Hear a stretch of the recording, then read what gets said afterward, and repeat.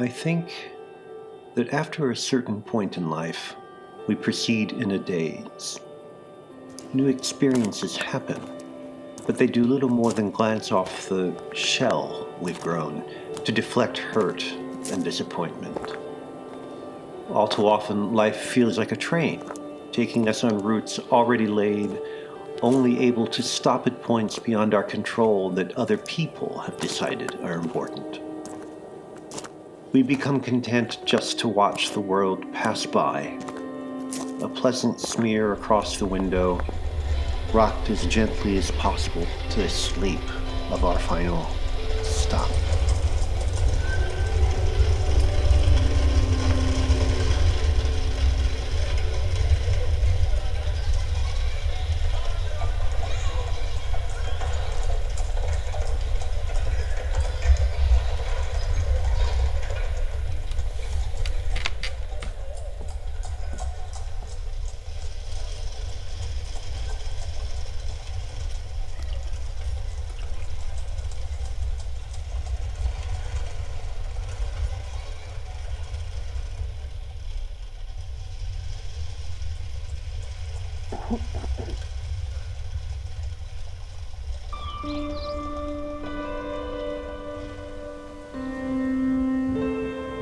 I am likeliest to think of you in the spring.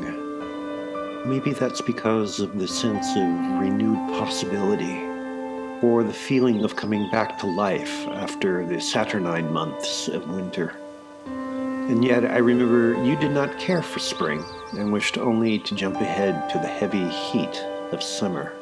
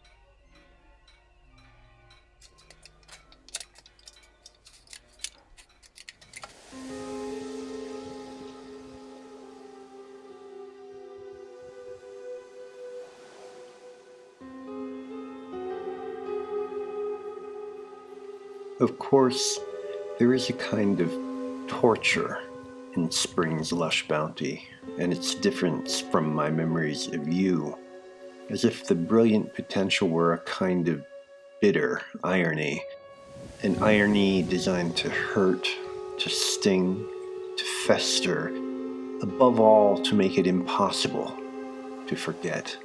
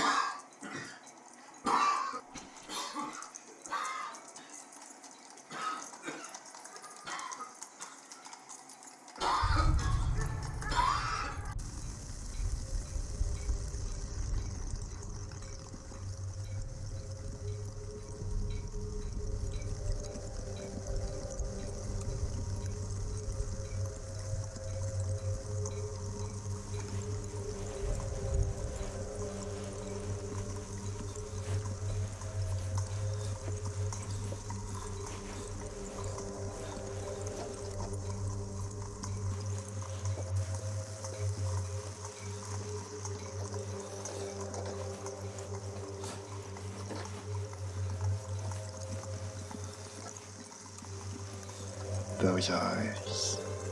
Those eyes. You never played fair with those eyes.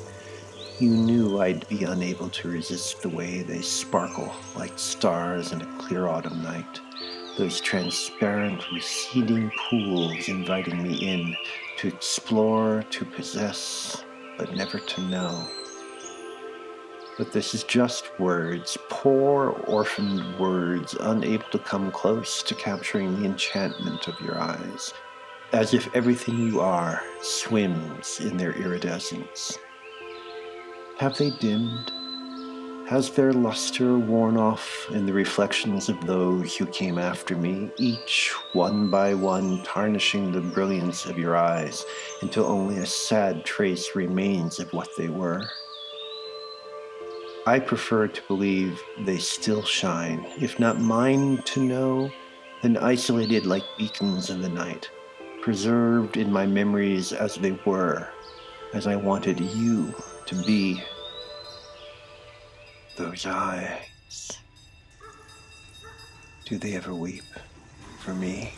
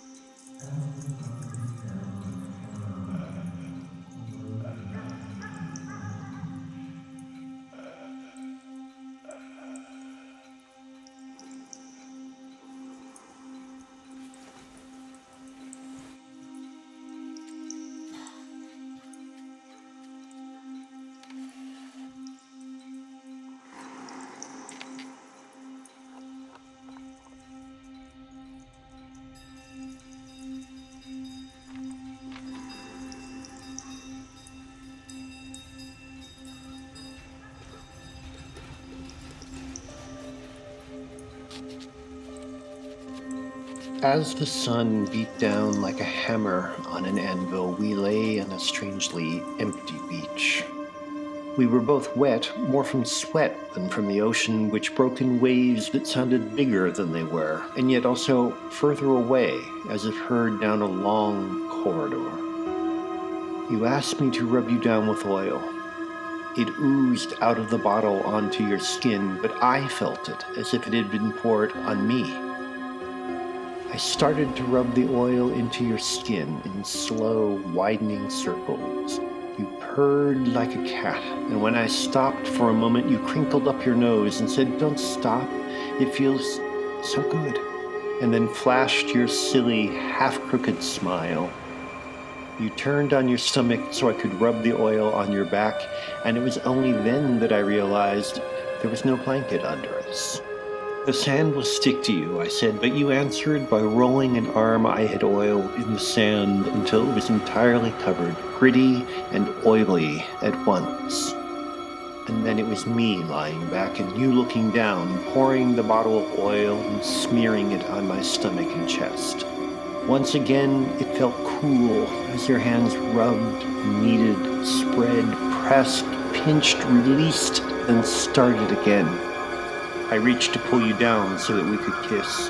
A gull flew overhead, calling noisily as we rolled in the sand, the waves louder now, almost as if breaking over us.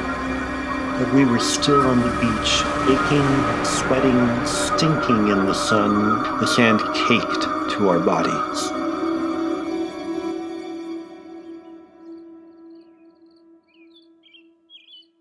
I awoke from the dream in the early morning, and for a brief, blessed moment I thought you were there with me, sharing the sheets warm with our smells. The first weak rays of light crept through the room, urged quietly by a chilly, blue-green morning breeze, while in the distance a dove cooed.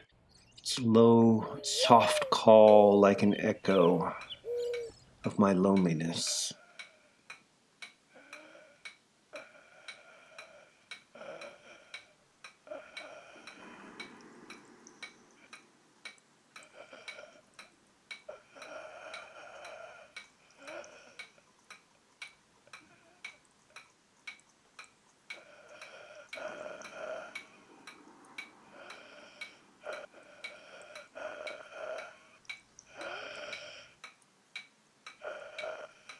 Do I want you back? No, I want us back to what we were when we started. Do you remember when you told me you thought I could see through you? You were right. Too right.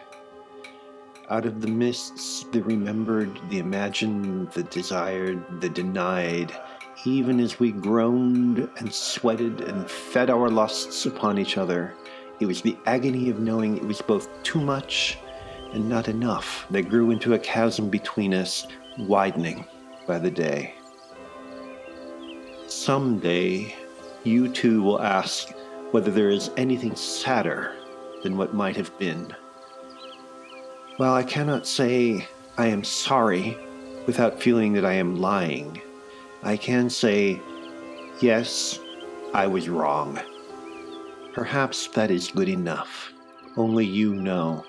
I will never know. The miracle is that we were one as long as we were.